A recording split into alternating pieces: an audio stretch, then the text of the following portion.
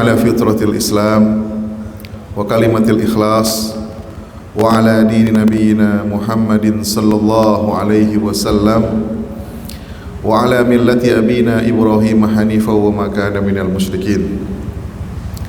Jamaah salat maghrib dan isya yang dimuliakan Allah, alhamdulillah pada malam hari ini Allah Subhanahu wa taala masih berkenan memberikan nikmat-nikmatnya kepada kita sehingga kita dapat melaksanakan sholat maghrib secara berjamaah di masjid yang insya Allah berkahi ini. Mudah-mudahan segala amal ibadah kita diterima oleh Allah Subhanahu wa ta'ala. Salawat dan salam marilah kita sampaikan kepada junjungan Nabi Muhammad sallallahu alaihi wasallam, kepada para keluarganya, para sahabatnya, dan para pengikutnya hingga akhir zaman. Jamaah salat maghrib dan isya yang dirahmati Allah, pada pembahasan sebelumnya kita sudah banyak membahas tentang fiqhuz zakah. Kita sudah banyak membahas tentang fikih zakat menurut Yusuf Al-Qardawi. Di antara yang sudah kita bahas adalah rukun dan syarat-syarat orang yang menunaikan zakat. Apa saja rukunnya, apa saja syaratnya. Kemudian kita juga sudah membahas orang-orang atau pihak-pihak yang berhak menerima zakat atau yang kita sebut dengan asnaf zakat atau mustahik zakat. Ada berapa kemarin? Berapa golongan? 6, Masya Allah, masih ingat ya? Ada 8 golongan sebagaimana disebutkan dalam Al-Quran surat At-Taubah ayat 60. Kemudian kita juga sudah membahas syarat-syarat harta yang wajib dizakatkan. Jadi perbedaan orang yang melakukan sholat, mendirikan sholat dengan menunaikan zakat, ya perbedaannya cuma satu, yaitu dia kudu punya harta. Kalau sholat, ya mau punya harta nggak punya harta, selama dia muslim, dia juga sudah baligh, berakal, maka dia wajib untuk melakukan salat. Adapun orang yang berzakat, kalau dia sudah muslim, sudah berakal, sudah baligh, tapi kagak punya harta, maka kagak wajib berzakat. Makanya ada ya, yang kita bahas diantaranya syarat-syarat daripada harta itu sendiri. Jadi nggak semua harta wajib dizakatkan. Ya, jadi harta yang kayak gimana? Harta yang cukup nisabnya, harta yang cukup haulnya. Ini juga kita udah bahas. Banyak yang kita udah bahas.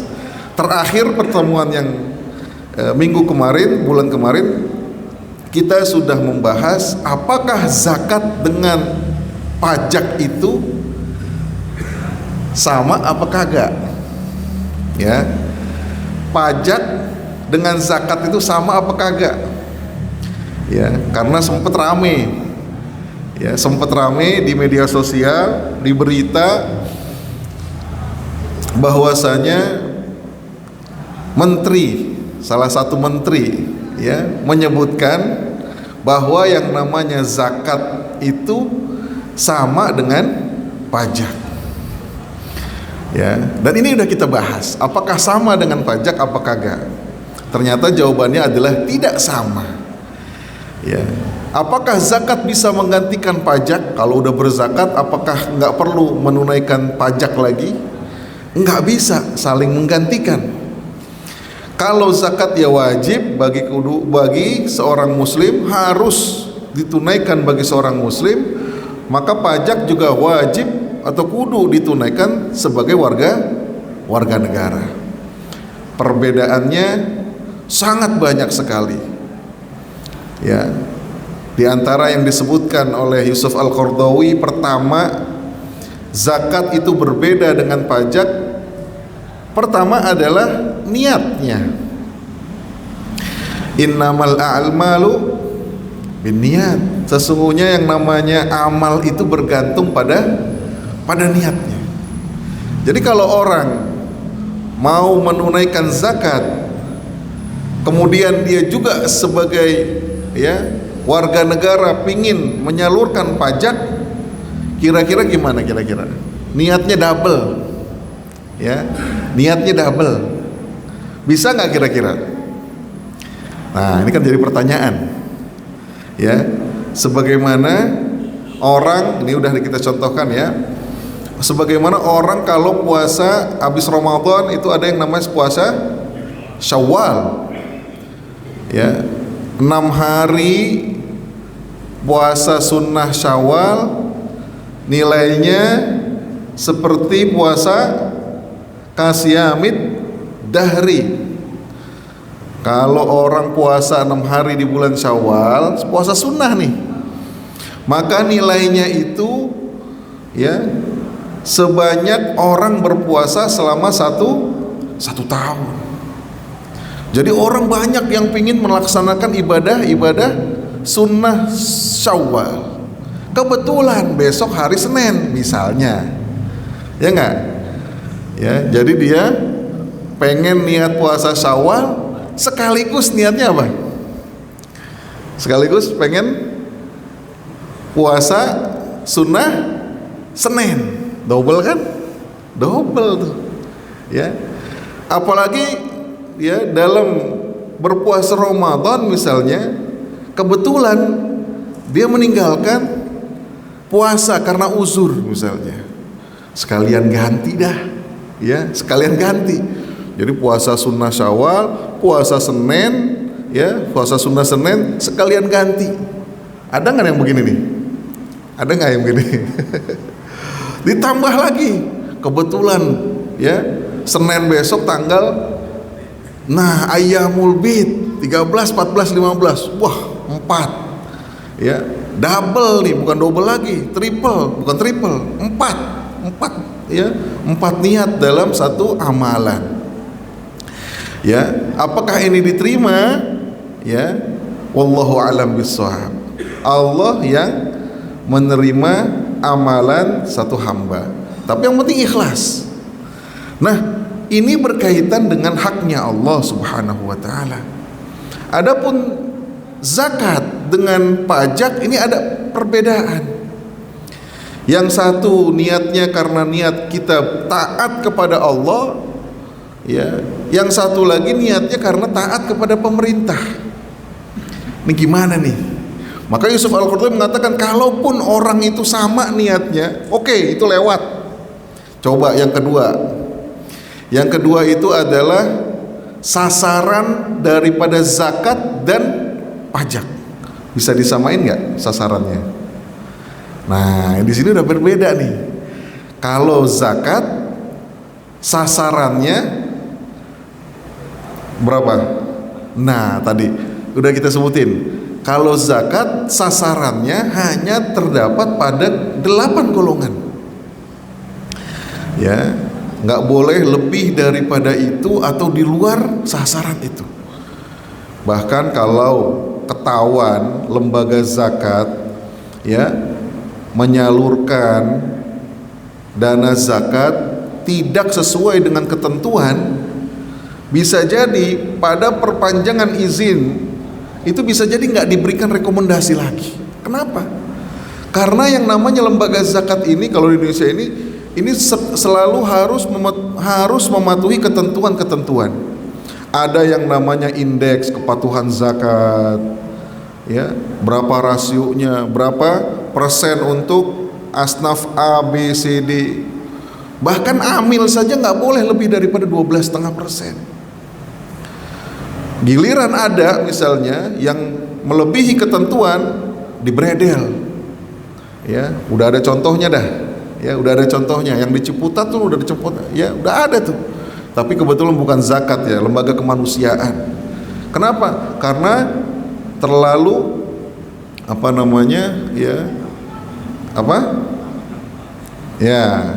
karena khawatir tuh dana umat itu diselewengkan, itu dia. Maka yang namanya zakat dia wajib memenuhi ketentuan-ketentuan yang 8. Kalau kita lihat yang 8 asnaf tersebut, hampir keseluruhannya itu diberikan kepada kaum muslimin, kecuali mu'allaf. Mu'allaf di sini ada yang mengatakan bahwa orang yang benar-benar baru masuk Islam. Ada juga yang mengatakan mu'allaf itu yang sudah dekat dengan keislaman. Jadi ada orang-orang ya yang bisa jadi sudah ada di lingkaran kita, sudah ada di masyarakat kita, sudah berinteraksi, sudah paham dengan kebiasaan kaum muslimin, bahkan kata-kata yang terucap itu udah ya astagfirullah misalnya, alhamdulillah, wah udah pakai bahasa kita. Kemudian sudah mulai ada kecenderungan untuk ya bertanya-tanya kepada kaum muslimin atau kepada DKM, kepingin ya mengkonversi agamanya, udah kepingin, udah deket. Nah ini termasuk orang-orang yang diberikan, orang-orang yang disantuni. Biasanya orang-orang yang seperti ini kalau dia masuk Islam biasanya ada pertentangan dari keluarganya. Maka bolehlah mereka ini dibantu dengan dana zakat. Adapun pajak ya, yang namanya pajak itu nggak bisa ya terbatas, kita tentukan muqayyad. Ketika bayar pajak ya kepada petugas pajak, nanti pajak saya hanya diberikan kepada 8 golongan, nggak bisa. Karena pajak ini nanti yang ngurusin adalah pemerintah untuk kemakmuran seluruh warganya, seluruh rakyatnya. Jadi nggak bisa kita pesenin nih. Ya, jadi bagaimana dengan misalnya di tempat-tempat yang ya non muslim itu lebih besar daripada kaum muslimin, misalnya rumah ibadahnya itu semuanya kadang-kadang diberikan atau di maintenance, dipelihara dari dana pajak. Jadi nggak bisa tuh. Ya, jadi poin yang kedua menurut Ibnu Yusuf Al-Qaradawi ya nggak bisa disamakan peruntukannya itu antara zakat dengan pajak. Jadi udah gugur deh tuh ya. Apalagi yang ketiga nih, tarifnya pun berbeda. Tarifnya pun berbeda. Kalau zakat, tarifnya berapa persen kira-kira? Kebanyakan berapa? 2,5%, sahih ya. Emas, perak, perdagangan, apalagi yang kemudian ada zakat-zakat kontemporer seperti zakat tabungan, zakat penghasilan, profesi, zakat saham, zakat obligasi, hampir rata-rata 2,5%.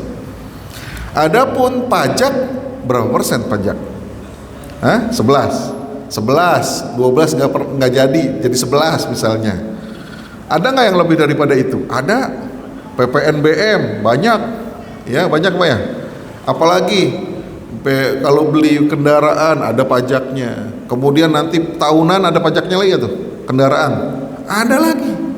Ya. Punya kendaraan 1 dengan punya kendaraan 2, 3, 4 beda nggak pajaknya? Progresif. Lain tuh. Begitu juga penghasilan. Kalau penghasilannya 10, 20, ini sekian, udah 30, 50, 100, makin kenceng lagi tuh. Nah, gitu ya. Jadi nggak bisa disamakan. Maka Yusuf Al-Qaradawi mengatakan ya, zakat wajib ditunaikan karena ketaatan kepada Allah. Ya, pajak ditunaikan karena ketaatan kepada pemerintah. Wa ati'ullaha wa ati'ur rasul wa ulil amri minkum. Jadi jangan sampai nanti kan aneh udah bayar zakat, jangan lagi udah bayar pajak. Kalau ente kagak bayar pajak, ya sulit urusannya. Mau bikin KTP, mau bikin domisili, ke kelurahan aja yang ditanyain apa kadang-kadang?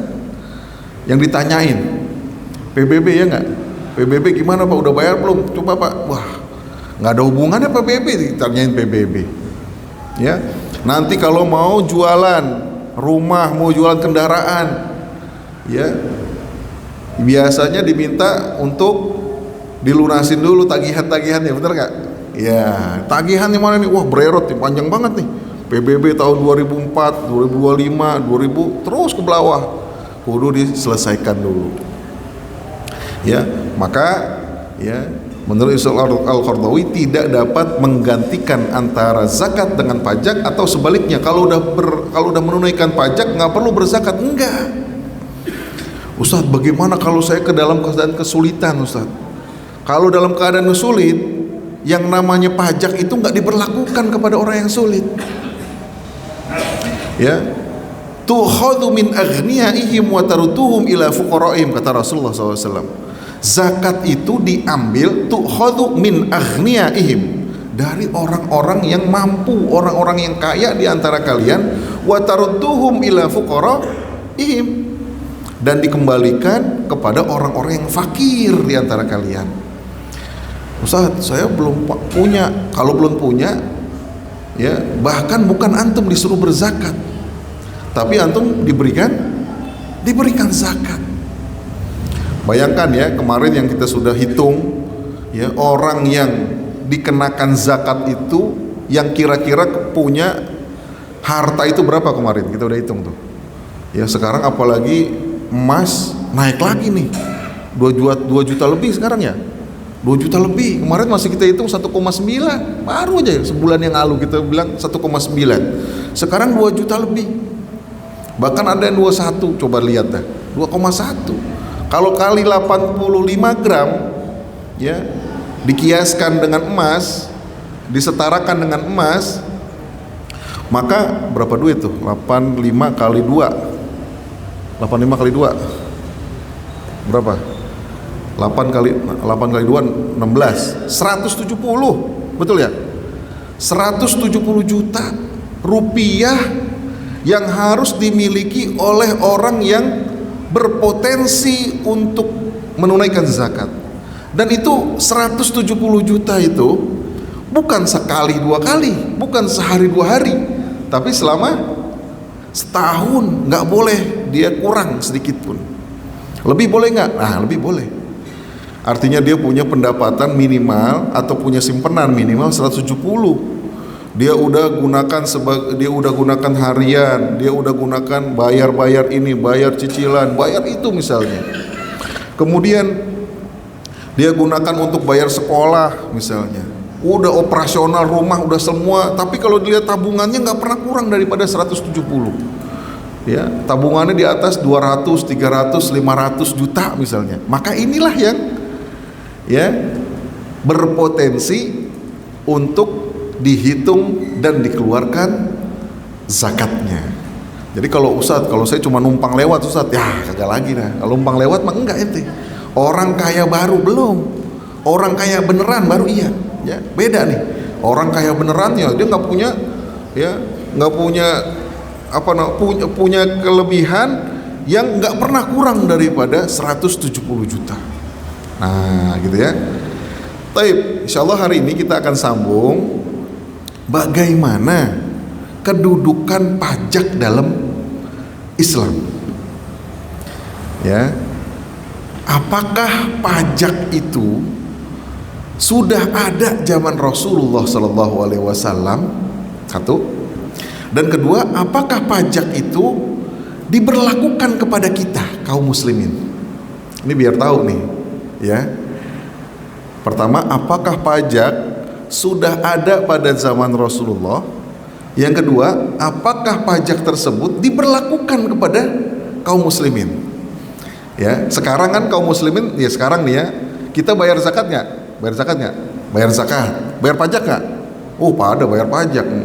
Nggak bisa nawar kalau bayar pajak. Ini beli ginian aja nih udah ada include pajak nih, include nih beli ginian nih. Jadi kita nggak bisa misahin dari, misalnya dari kasir, tolong saya pisahin pajaknya, ntar saya mau bayar sendiri, nggak bisa, otomatis nih ya, beli sesuatu udah include pajak. Maka jawabannya adalah dalam sirah nabawiyah, pajak itu disebut juga dengan jizyah, satu. Yang kedua disebut dengan al-maksi. Yang ketiga disebut dengan al-usri. Yang keempat juga disebut dengan ad-darbi, ad-daribah atau al-kharraj. Ya, banyak banget nih jenisnya. Makanya ya nanti jenis-jenis yang disebutkan ini berbeda-beda. Ya. Yang pertama zakat disebut dengan jizyah, afwan. Pajak disebut dengan jizyah. Kewajiban finansial yang wajib dikeluarkan oleh orang-orang non-muslim.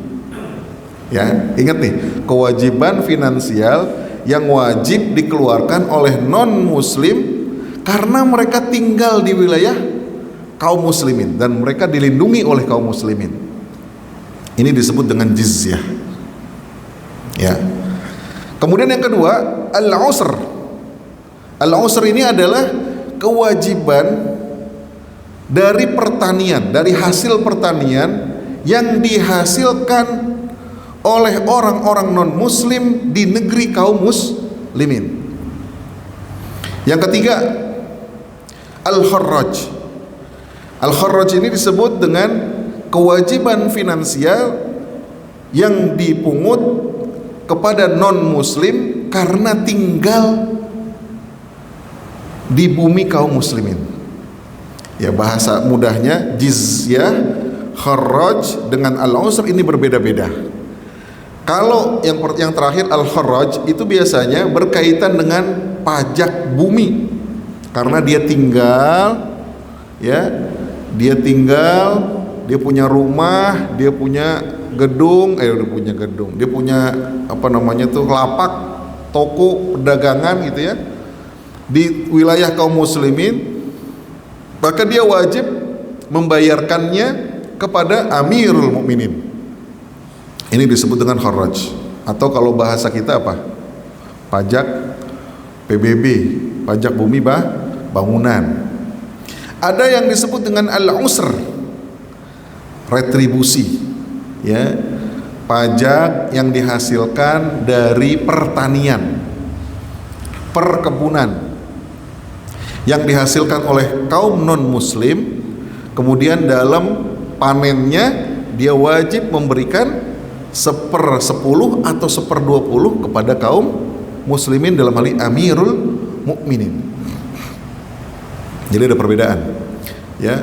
Paling enggak yang pertama al-kharraj itu adalah pajak buminya, al-usr itu adalah pajak pertaniannya, ya. Yang lain ada enggak? Jizyah. Kemudian disebut dengan al-maksi. Nah, ini pungutan-pungutan lain. Misalnya orang lewat, ya, kalau kita ini biasanya ada truk lewat satu daerah, kemudian ada karcis, ya, betul ya? Apa namanya tuh? Hah? Sepinggal. Dispenda. Oh, ya, dinas pendapatan daerah. Nah, begitu ya. Ada karcisnya, Pak, karcis. Kalau enggak yang ada karcisnya ada juga kan? Nah, ini pungli, nggak boleh nih, nggak boleh. Yang ada karcisnya, yang ada posnya, kemudian setiap lewat dia nggak tinggal di negara kaum muslimin, dia lewat, dia dagang, kemudian dia menghasilkan, maka wajib dia memberikan jizyah. Wajar, ya. Kenapa? Karena menggunakan fasilitas kaum muslimin. Ya, jangan dibayangin sekarang ada aspal gitulah ya. Zaman Umar bin Khattab juga jalanan itu sudah dibatu. Makanya Umar pernah mengatakan jangan sampai ada hewan, ya, yang dia kepleset. Masya Allah, sampai begitu. Bukan hanya dipikirin orang, tapi hewan, keledai itu dipikirin jangan sampai dikepleset, maka dibikin jalan. Ya, jadi karena ya pemerintah membuat jalan, ya, dari mana duitnya? Dari Baitul Mal. Baitul Mal dari mana duitnya? Dari ghanimah, harta rampasan perang. Dari yang namanya fa'i, harta rampasan perang juga, tapi yang tidak ada peperangan di dalamnya. Ketika penyerangan, mereka udah nyerah duluan. Nah, ini disebut dengan fa'i. Kalau ghanimah, terjadi peperangan, kalah mereka, harta rampasan diambil, itu ghanimah. Kemudian ghanimah, fa'i, tadi jizyah, ya usr, kharaj dan zakat. Maka kepada kaum muslimin tidak pernah Rasulullah sallallahu alaihi wasallam menerapkan yang namanya pajak. Tapi yang diterapkan oleh yang diterapkan kepada kaum muslimin adalah zakat saja. Ingat ya Pak, Bu, ini negara Islam. Lah, kita kan bukan negara Islam, jangan pada berontak. Ya. Dulu zaman Rasul nggak ada. Bener emang dulu itu zaman Rasul. Kemudian itu juga asas negaranya adalah Islam. Zalim dikatakan pemerintah itu memungut selain daripada zakat.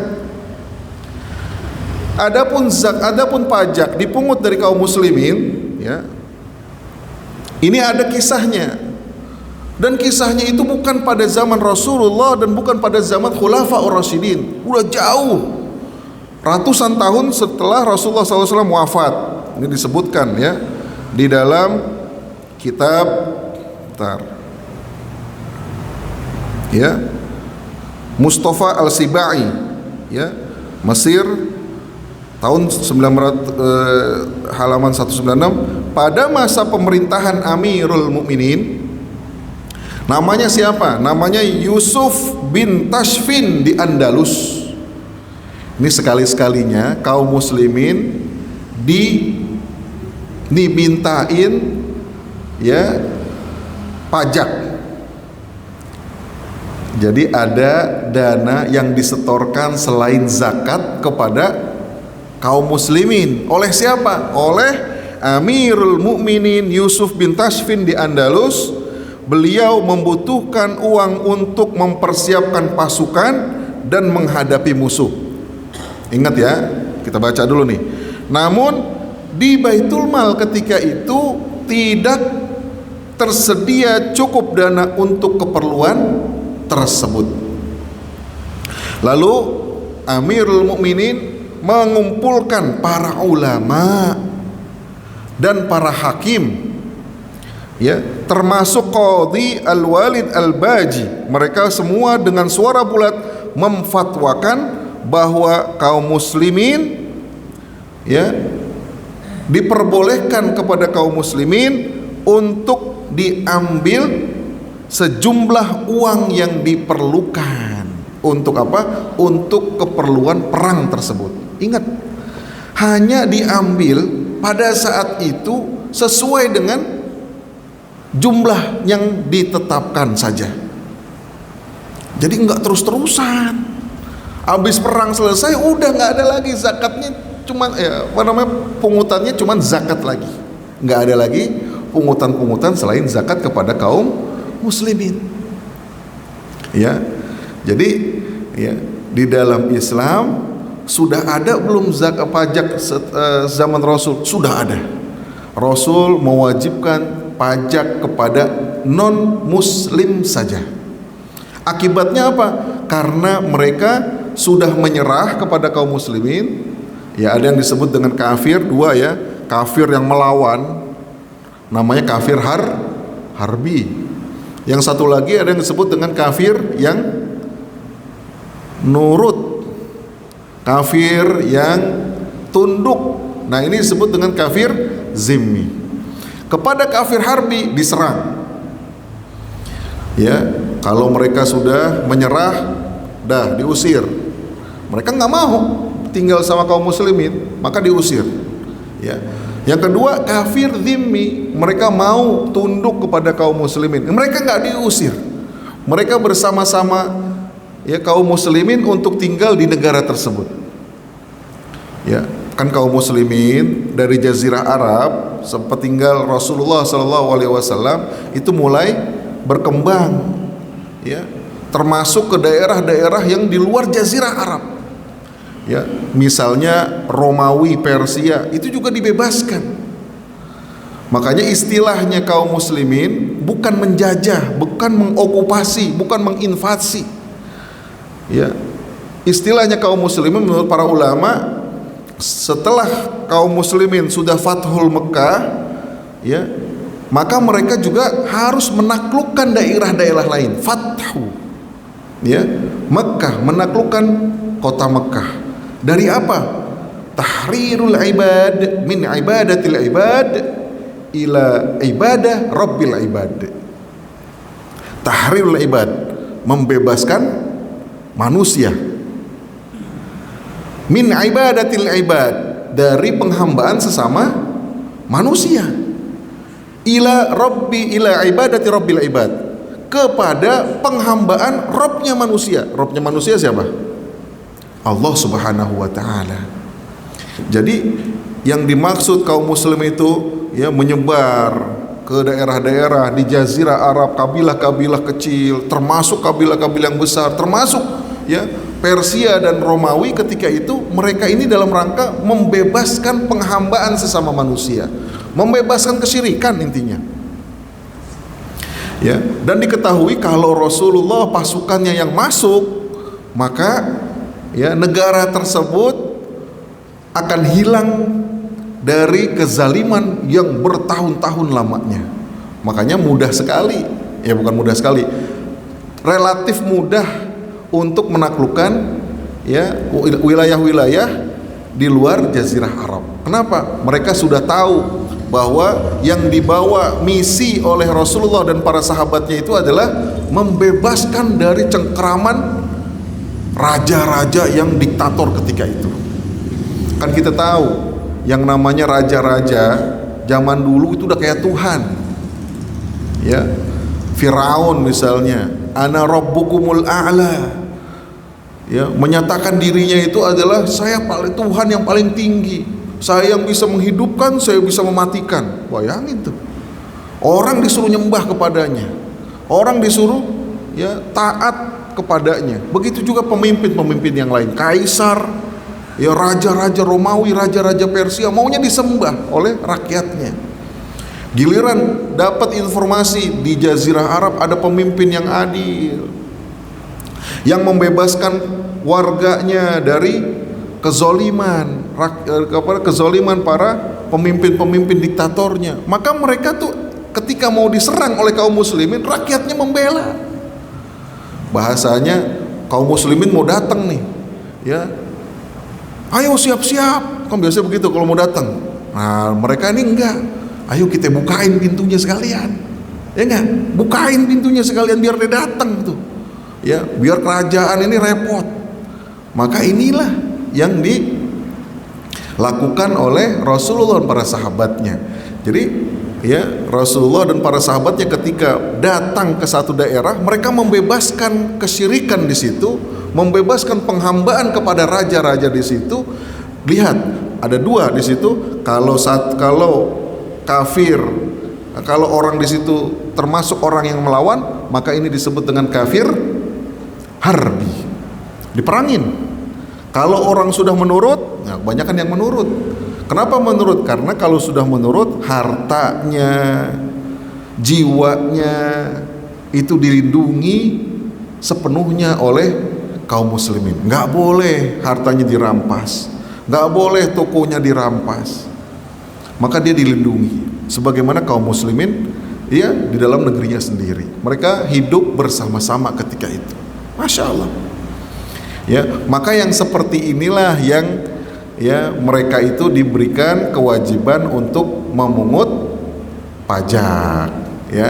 Tapi bagaimana dengan kaum muslimin? Kaum muslimin tetap tidak diwajibkan untuk, ya, membayar pajak, tetapi hanya diwajibkan membayar zakat, ya.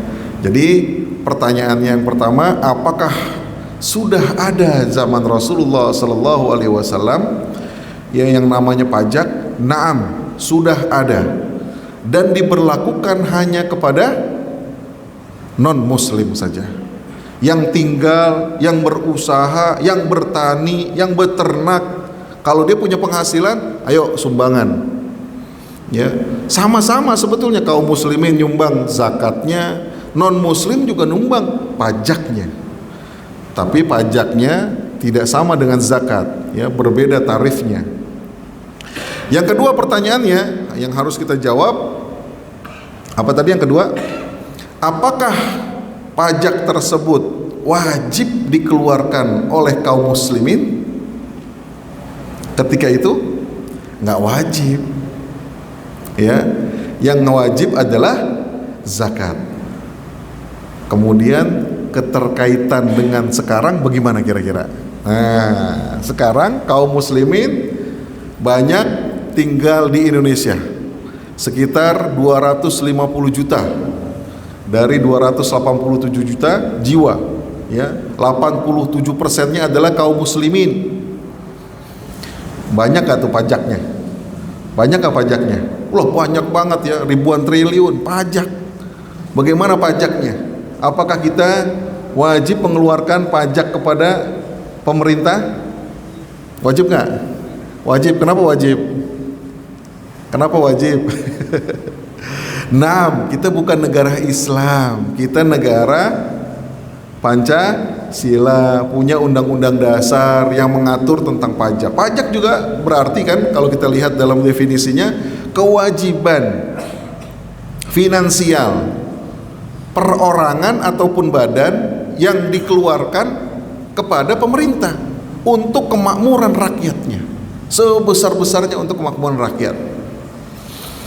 Ya, maka dengan tujuan yang mulia itu, ya, dengan tujuan untuk yang memakmurkan, mensejahterakan, fasum, ya, yang kita rasakan di jalan semua, ini semuanya dari uang pajak kita, kebanyakan dari kaum muslimin. Coba bayangin pada nahan pajak, bagaimana pemerintah? Mau dari mana duitnya? Menggerakkan negara bagaimana kira-kira? Maka para ulama mengatakan di dalam fatwa dari beberapa lembaga seperti Al-Azhar, termasuk Majelis Ulama Indonesia, telah memberikan fatwa yang menyatakan, nah ini perlu nih dibacakan, bahwa pajak dalam konteks modern pada dasarnya adalah halal, boleh dilakukan, asalkan diterapkan dengan prinsip keadilan. 1. Transparansi. 2. Dan digunakan untuk kepentingan rakyat, kepentingan umum. Islam mengajarkan bahwa beban ekonomi harus dipikul berdasarkan kemampuan. Surat Al-Baqarah ayat 286. Sehingga pajak yang adil lebih cenderung dianggap halal dan boleh dilakukan. Ini Al-Azhar dengan MUI. Ini ada hasil keputusan Munas Alim Ulama PBNU. Oleh karena itu dapat disimpulkan bahwa pajak diperbolehkan dalam perspektif Islam sebagaimana dikukuhkan oleh para ulama. Kewajiban membayar pajak tetap harus dipatuhi. Dan masalah, ini kalau ada masalah ya, penggelapan dana harus segera diberantas dan diatasi, serta pelakunya harus mendapatkan tindakan yang tegas berupa sanksi sesuai proses hukum yang berlaku. Ya, maka ya hipotesa kita, ya, yang namanya pajak itu karena tujuannya adalah mulia, digunakan untuk kepentingan umum rakyat, termasuk juga di situ adalah kaum muslimin yang menggunakannya, maka diperbolehkan untuk diambil pajak dari kaum muslimin.